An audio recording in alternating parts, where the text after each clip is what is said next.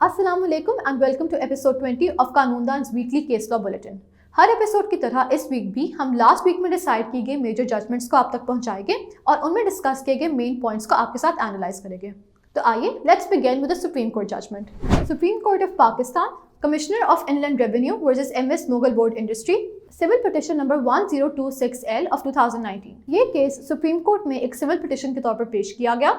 इस केस के फैक्ट्स पर गवर्नमेंट ने 1 जून 2012 को एक एमनेस्टी नोटिफिकेशन जारी की। इस नोटिफिकेशन के मुताबिक उन रजिस्टर्ड पर्सन्स के खिलाफ सारी पेनल्टीज माफ कर दी जाएगी जिनके खिलाफ इलीगली एडजस्टेड इनपुट टैक्स की बेसिस पर कोई सेल्स टैक्स आउटस्टैंडिंग था। इस एमनेस्टी स्कीम से फायदा उठाने के सिर्फ 2 कंडीशंस थे। एक ये कि टैक्स का प्रिंसिपल अमाउंट 25 जून 2012 से पहले डिपॉजिट हो जाए और दूसरा ये कि पिटिशनर अपनी जानिब से फाइल की गई हर कंप्लेंट को वापस ले ले। इस केस में कंसर्न पार्टी को इस स्कीम से फायदा उठाने नहीं दिया गया क्योंकि उन्होंने 1 जून 2012 से बहुत पहले अपना प्रिंसिपल अमाउंट जमा करवा दिया था। इनलैंड रेवेन्यू के मुताबिक ये स्कीम सिर्फ उन लोगों के लिए थी जिनका 1 जून 2012 तक कोई अमाउंट आउटस्टैंडिंग था। इस केस में सुप्रीम कोर्ट के सामने मेन इशू ये था कि क्या 1 जून 2012 पर जारी की गई इस नोटिफिकेशन की फ़ायदा उन लोगों तक एक्सटेंड किया जा सकता है जिन्होंने नोटिफिकेशन की डेट से बहुत पहले ही अपना आउटस्टैंडिंग सेल्स टैक्स जमा करवा दिया था। इस पिटिशन को डिसमिस करते हुए सुप्रीम कोर्ट ने कहा कि इस नोटिफिकेशन का ये मकसद था कि फंसे हुए टैक्स रेवेन्यू की रिकवरी को इनकरेज किया जाए। इस नोटिफिकेशन में मेन डेट ये थी कि 25 जून 2012 तक टैक्स का प्रिंसिपल अमाउंट जमा होना चाहिए। अलबत्ता इस चीज़ पर कोई भी बार या लिमिटेशन नहीं थी कि ये प्रिंसिपल टैक्स अमाउंट अर्लीस्ट कब जमा करवाया जा सकता था। ये चीज़ कहीं पर नहीं लिखी थी कि एक शख्स एमनेस्टी स्कीम से सिर्फ फ़ायदा तभी उठा सकता है जब उसकी कोई पेमेंट नोटिफिकेशन डेट पर पेंडिंग हो, बल्कि ये तो बहुत अच्छी बात थी कि टैक्स पेयर ने वॉलंटरली बहुत पहले ही प्रिंसिपल टैक्स का अमाउंट जमा करवा दिया था। नोटिफिकेशन की डेट पर कोई आउटस्टैंडिंग अमाउंट ना होना टैक्स पेयर को इस एमनेस्टी स्कीम से फ़ायदा उठाने से नहीं रोकता। Mehr Ashraf and another against station house officer etcetera. Petitioner ने अलेज किया कि उसके वालिद ने अपना जहनी तवाज़ुन खो दिया और उसकी बहन और उसके शौहर ने उन्हें इलीगली कन्फाइन किया हुआ है और पिटिशनर को मिलने से भी रोका हुआ है।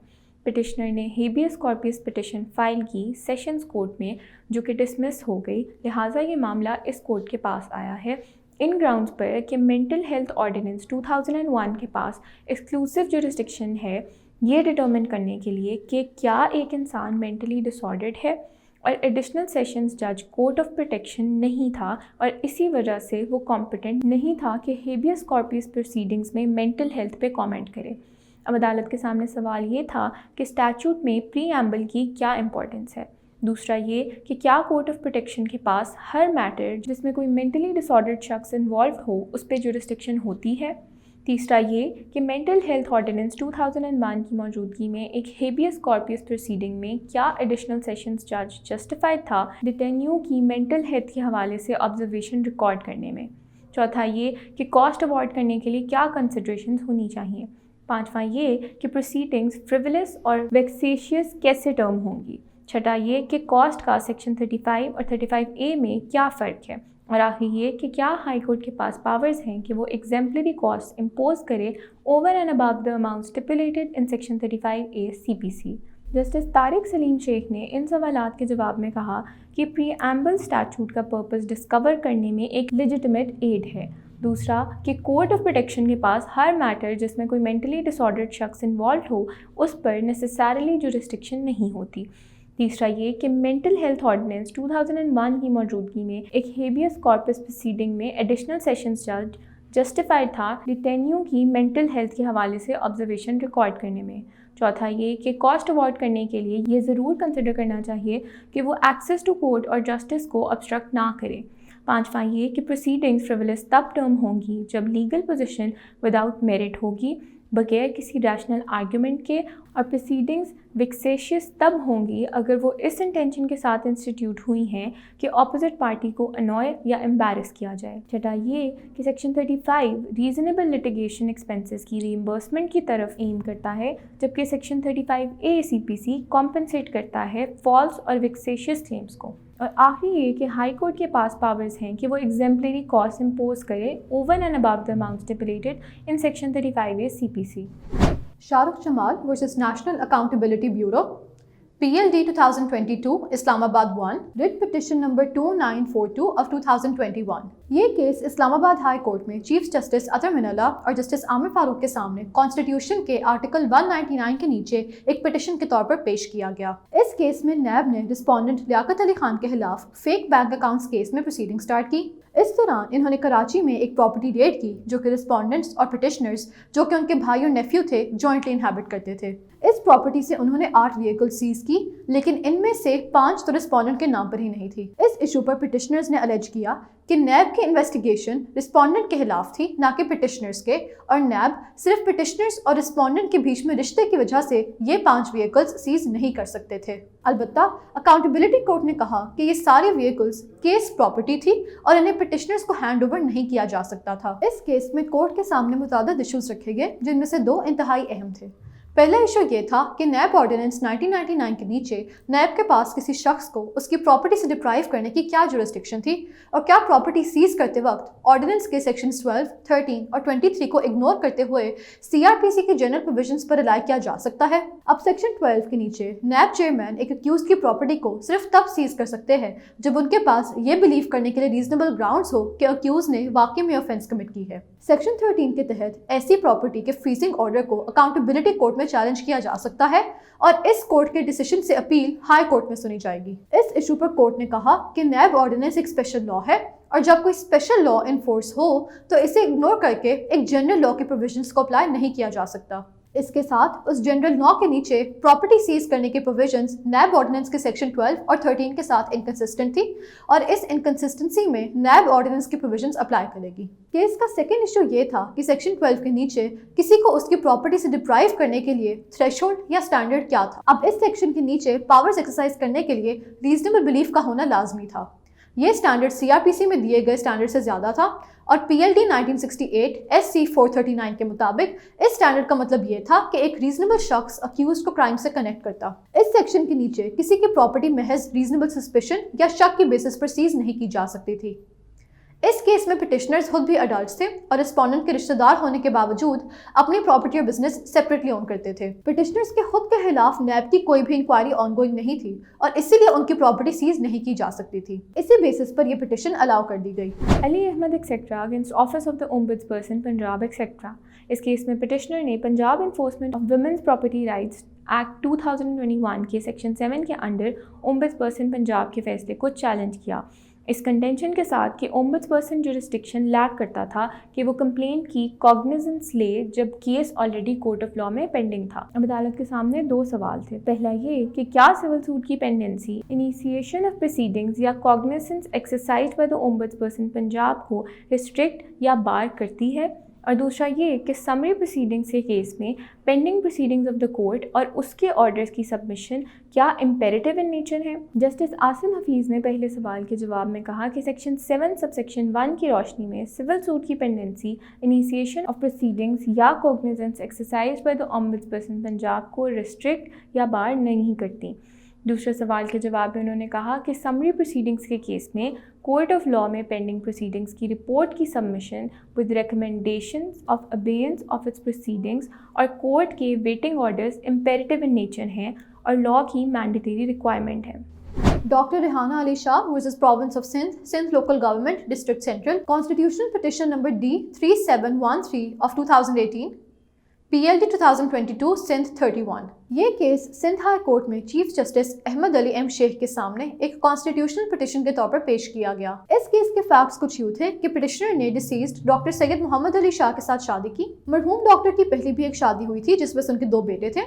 अब पिटिशनर के मुताबिक डिसीज्ड की पहली शादी में से उनके बेटों ने फ्रॉड के बेसिस पर अपने हक में सक्सेशन सर्टिफिकेट हासिल कर लिया। इसके अलावा इन्होंने एक फेक और फोर्ज्ड डिवोर्स सर्टिफिकेट भी शो किया जिसमें लिखा था कि पिटिशनर और मरहूम की तलाक हो चुकी थी। इस केस में पिटिशनर ने कोर्ट से प्रे किया कि वो ये डिवोर्स सर्टिफिकेट वॉइड और इलीगल डिक्लेयर करे क्योंकि ये डॉक्यूमेंट्स जाली थी। इस केस में कोर्ट के सामने मेन इशू यही था कि क्या कोर्ट अपनी कॉन्स्टिट्यूशनल जुरिस्डिक्शन में एक डिवोर्स सर्टिफिकेट की जेन्युइननेस और वैलिडिटी को डिटरमिन कर सकता है। इस केस के फैक्ट्स पर कोर्ट ने कहा कि क्योंकि ये इशू पहले ही एक सिविल ट्रायल में पेंडिंग था, कोर्ट अपने कॉन्स्टिट्यूशनल जुरिस्डिक्शन में इस डॉक्यूमेंट की वैलिडिटी पर कोई कमेंट नहीं दे सकता था। نہ ہی وہ اس ایشو کا کوئی جواب اپنی اس جورسڈکشن میں کنکلوسیولی دے سکتا تھا۔ محمد عمران اگینسٹ جج فیملی کورٹ ایکسیٹرا۔ اس کیس میں پٹیشنر نے فیملی کورٹ کے آرڈر کو چیلنج کیا جس میں بریسٹ فیڈنگ الاؤنس اوارڈ ہوا تھا، اور سوال یہ تھا کہ وہ کیا پریکاشنری میجرز ہیں جو بریسٹ فیڈنگ الاؤنس گرانٹ کرتے ہوئے فیملی کورٹ کو کنسیڈر کرنے ہوں گے۔ اس پر جسٹس محمد شان گل نے کہا کہ فیملی کورٹ کو وہ پروسیجر اڈاپٹ کرنا ہوگا جو فیملی کورٹ ایکٹ 1964 کے سیکشن 17A میں گیون ہے، جیسے کہ financial status, worth of state اور اویلیبلٹی آف ریسورسز کو ایگزامن کرنا۔ Edwin co LLP versus Naseem Ahmed Sarfraz, EFA number 12 of 2018، Islamabad high court. اس ججمنٹ میں جسٹس بابر ستار نے کیس میں ہارنے والے فریق پر کاسٹ یا ہرجانہ ڈالنے کے حوالے سے ڈیٹیل گائیڈ لائنز دی۔ اس ججمنٹ میں جسٹس بابر ستار نے یہ طے کیا کہ کورٹس پر یہ لازم تھا کہ وہ کیس ڈیسائیڈ کرتے وقت ہارنے والی پارٹی پر کاسٹ ڈالے اور یہ کاسٹ جیتنے والی پارٹی کو ادا کی جائے، اور یہ چیز کورٹ کو تب بھی کرنی ہوگی جب جیتنے والی پارٹی ہرجانہ یا نقصان نہ کلیم کرے۔ اس کی وجہ یہ تھی کہ CPC کے سیکشن 35 اور کاسٹ آف لٹیگیشن ایکٹ کے تحت کاسٹ ڈٹرمن کرنا کورٹس پر مینڈیٹری تھا۔ وہ اس لیے کیونکہ ان پروویژنز میں ورڈ شال استعمال کیا گیا تھا، اور پارلیمنٹ کی نیت کو مد نظر رکھتے ہوئے یہ اس بات کو پروو کرتا ہے کہ ایک مینڈیٹری پروویژن ہے۔ سیکنڈلی، اس ججمنٹ میں کورٹ نے یہ بھی مد نظر رکھا کہ سوسائٹی کے فائنینشلی ویک لوگوں کو کورٹ سے رجوع کرنے میں کوئی رکاوٹ یا ڈسکریجمنٹ نہیں ملنی چاہیے۔ کورٹ یہ ڈٹرمن نہیں کر سکتا کہ ایک کلائنٹ اپنے وکیل کو کیا فیس دیتا ہے، لیکن وہ یہ ضرور دیکھ سکتے ہیں کہ پارٹی نے اپنے وکیل کو معقول فیس ادا کی یا بہت زیادہ۔ اگر کلائنٹ نے بہت زیادہ فی پے کی ہے تو کورٹ کو یہ ایسٹیمیٹ کرنا چاہیے کہ اس کیس کی معقول فیس کیا ہے، اور اسی معقول فیس کو کاسٹ کے طور پر شامل کرنا چاہیے۔ لاسٹلی، ججمنٹ کے پیراگراف نمبر 15 میں کورٹ نے یہ ہائی لائٹ کیا کہ کاسٹ کیسے ڈالی جائے اور کن کن ایشوز کو دیکھ کر ڈٹرمن کی جائے۔ اس کے ساتھ ساتھ کیس ہارنے کی صورت میں الگ کاسٹ ہوگی، اور ٹرائل کے دوران غیر ضروری سوالات جو کہ صرف دوسری پارٹی کو انوائے کرنے کے لیے ہو ریز کرنے کی الگ کاسٹ ہوگی۔ Haleem Adil Sheikh against election commission of Pakistan through secretary and 2 others۔ اس کیس میں پٹیشنر نے اس کورٹ کی extraordinary constitutional jurisdiction invoke کی under article 199 of the constitution. اس نے نوٹیفیکیشن کی کینسلیشن سیک کی جو کہ الیکشن کمیشن آف پاکستان نے رسپونڈنٹ کے فیور میں ایشو کی، اس پلی کے ساتھ کہ اس نے آرٹیکل 62 سب سیکشن 1F کی ریکوائرمنٹس نہیں فلفل کی تھیں، اور یہ آرٹیکل کہتا ہے کہ ایک کینڈیڈیٹ کو پارلیمنٹ یا پروونشل اسمبلی کا ممبر ہونے سے ڈسکوالیفائی کرنے کے لیے ایک ڈکلیریشن ہونی ضروری ہے۔ چیف جسٹس احمد علی ایم شیخ اور جسٹس یوسف علی شاہ نے آرٹیکل 189 آف دا کانسٹیٹیوشن کی ٹرمز میں سپریم کورٹ کی فائنڈنگز کو بائنڈنگ افیکٹ دیا۔ انہوں نے آرٹیکل 62 1F کے بار کو نہیں اٹریکٹ کیا کیونکہ کانسٹیٹیوشنل جورسڈکشن میں گرانٹ آف ریلیف ایک میٹر آف ڈسکریشن ہے، جہاں پٹیشنر کا بونافائڈ ٹیسٹ ہو سکتا تھا یہ چیک کرنے کے لیے کہ وہ کلین ہینڈز کے ساتھ آیا ہے یا نہیں، اور یہاں پر انفارمیشن ود ہولڈ کرنے کی کوئی ایسی انٹینشن نہیں تھی، لہٰذا پٹیشن ڈسمس ہو گئی۔ Lahore high court Noor Zaman versus Gula deceased through legal representatives, civil revision number 70819 of 2021، mister justice Shahid Bilal Hassan. یہ کیس لاہور ہائی کورٹ میں جسٹس شاہد بلال حسن کے سامنے ایک سول ریویژن کے طور پر پیش کیا گیا۔ اس کیس میں پٹیشنر نے انیشلی ایک suit for specific performance file کیا۔ پٹیشنر کے سوٹ کو پھر ایک ایڈمنسٹریٹو آرڈر کے تحت ایک اور کورٹ میں ٹرانسفر کر دیا گیا، اور ٹرانسفری کورٹ نے، یعنی وہ کورٹ جہاں یہ سوٹ ٹرانسفر ہوا تھا، نوٹس پروی کے بغیر ہی پٹیشنر کی right to lead evidence close کر دی۔ اس کیس میں مین ایشو یہ تھا کہ کیا ایک ایڈمنسٹریٹو آرڈر کے نیچے کیس ٹرانسفر کرنے پر نوٹس پروی ایشو کرنا لازمی ہوتا ہے۔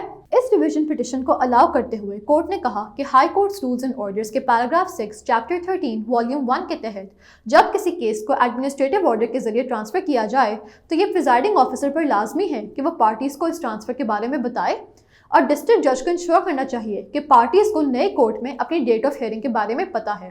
اس کیس کے فیکٹس پر ٹرانسفر کرنے والے کورٹ نے پارٹیز کو اس ٹرانسفر کے بارے میں انفارم نہیں کیا۔ اس سچویشن میں یہ ٹرانسفری کورٹ پر فرض تھا کہ وہ پارٹیز کو نوٹس پر بھی جاری کرتے اور انہیں ڈیٹ آف ہیئرنگ کے بارے میں بتاتے۔ یہ کیے بغیر ٹرانسفری کورٹ پارٹیز کے خلاف اتنا ہارش آرڈر پاس نہیں کر سکتے تھے، اور اس فیکٹ کو ری انفورس کرنے کے لیے کورٹ نے PLD 1975 لاہور 879 کو بھی سائٹ کیا۔ اسی کنکلوژن کی بیسس پر کورٹ نے یہ ریویژن الاؤ کر دی اور پارٹیز کو ٹرائل کورٹ کے سامنے پیش ہونے اور اپنی ایویڈنس کمپلیٹ کرنے کے لیے ڈائریکٹ کیا۔ Qazi Siddiqui Akbar through legal heirs against Hassan Akhtar and others. پٹیشنر نے لینڈ کے حوالے سے suit for specific performance of the agreement to sell file کیا۔ اپلیٹ کورٹ نے کہا کہ پٹیشنرز ایگریمنٹ کی ایگزیکیوشن پروو کرنا فیل کر گئے، جبکہ پٹیشنرز نے کنٹینڈ کیا کہ اٹیسٹنگ وٹنس کا ایویڈنس ایڈیوس کرنے کی کوئی ضرورت نہیں تھی کیونکہ رسپونڈنٹس نے ایگزیکیوشن آف ایگریمنٹ کو اسپیسیفکلی ڈینائی نہیں کیا تھا۔ جسٹس عامر فاروق نے کہا کہ پٹیشنر نے ایز وٹنس کنسیڈریشن اماؤنٹ کی اللیجڈ پیمنٹ کا کوئی پروف نہیں دیا تھا اور نہ ہی ٹرانزیکشن کی ڈیٹیلز اسٹیٹ کی۔ پٹیشنر نے یہ تو ایڈمٹ کیا کہ اس نے رسپونڈنٹس کے پریڈیسیسر کا فیونرل اٹینڈ کیا، لیکن کنسیڈ کیا کہ اس نے ٹرانسفر آف پراپرٹی کا کوئی کلیم نہیں کیا۔ پلینٹ شو کرتی تھی کہ کاز آف ایکشن ریسنٹلی اکرو ہوئی، لیکن ایویڈنس ڈیٹ، ٹائم، پلیس اور name of person refusing transaction نہیں پرووائڈڈ تھی۔ پٹیشنرز کیونکہ ایگریمنٹ کے بینیفیشری تھے اور ان کے پاس irrevocable پاور آف اٹرنی تھی، اس لیے ان کو سیٹ ڈاکیومنٹس پروو کرنے تھے۔